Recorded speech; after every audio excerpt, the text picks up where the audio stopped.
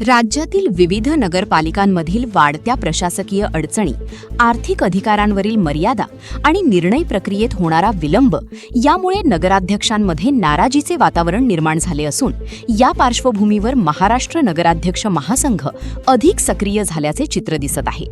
काल राज्यातील विविध नगराध्यक्षांसोबत व्हिडिओ कॉल कॉन्फरन्सद्वारे सविस्तर संवाद साधण्यात आला।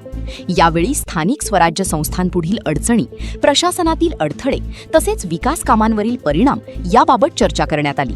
नगराध्यक्षांच्या प्रश्नांना प्राधान्याने न्याय मिळवून देण्यासाठी ठोस भूमिका घेण्याचा निर्धारही व्यक्त करण्यात आला। यानंतर महाराष्ट्र नगराध्यक्ष महासंघाच्या अध्यक्षा रुचिता राजेंद्र घोरपडे यांच्या नेतृत्वाखाली मुख्यमंत्री देवेंद्र फडणवीस यांची भेट घेण्यात आली। या बैठकीत नगराध्यक्षांच्या विविध महत्त्वाच्या मागण्या मांडण्यात आल्या।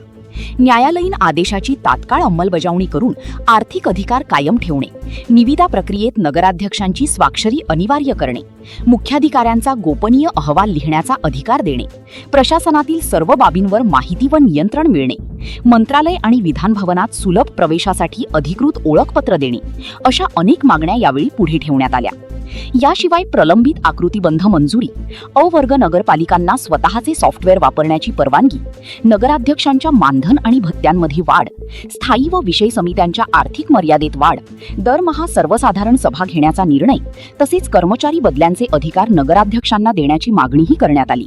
नगराध्यक्ष सक्षम तर शहर सक्षम हा संदेश देत स्थानिक स्वराज्य संस्था मजबूत झाल्यासच शहरांचा सर्वांगीण विकास आणि लोकशाही अधिक प्रभावी होईल अशी भूमिका महासंघाकडून मांडण्यात आली।